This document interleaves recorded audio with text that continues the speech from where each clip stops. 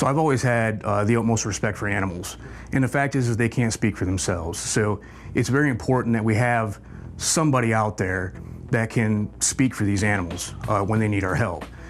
Doug Stanford and Hannah Fisher, two animal control officers working in an environment where training doesn't exist.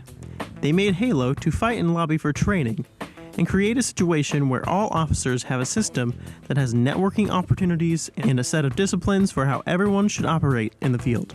What we'd like to see is more uniformity across the state and more standardization so that when somebody calls somebody in Lake County, it's similar to the response that somebody's getting in Evansville and is similar to somebody getting a response on the east side of the state, just so that the professionalism is increased and that animal control across the state is more similar.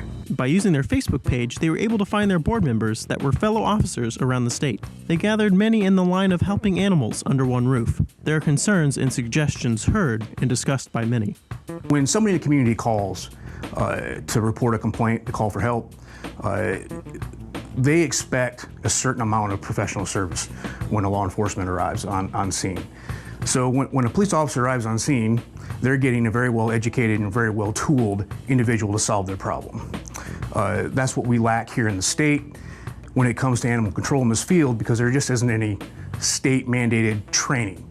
This training is going to be used to help officers take the right steps to do the animal justice when operating in a situation where the animals are in danger or are a danger to others. Animals in general, and the owners, it's a very passionate section of law. So it really requires the best of all the officers that are responding out there. So, and I believe with this organization, and if we can get some state mandated training in place, that we can really improve not only the welfare of the animals in the state, but really improve the response and the type of individual that they're getting when they call. Without that training, whether it's the officer or the deputy that's showing up, maybe a trooper, they don't have that basic of understanding of animal law or really the training to handle these animals. So you get a vast variety of different responses to solve that problem. With the long road of lobbying ahead, Hannah and Doug look to their roots of why they do what they do and why it needs structure. And I feel like in this line of work, there's almost immediate rewards every time you work a case, because you can go into a case that's questionable, go into a bad situation, immediately remove the animal from the property and see the progress of them getting healthier and happier, and also see the court process of the people that did that to the animal being held responsible. So it's a very rewarding career. And it's kind of interesting because before I wanted to be a cop, I wanted to be a vet.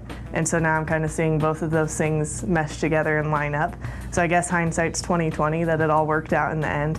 If you're interested in animal control and feel the need to reach out, go to their website, HoosierAnimalLawOfficers.com, to connect with them. For Pet Pals TV, I'm Adam Dunn.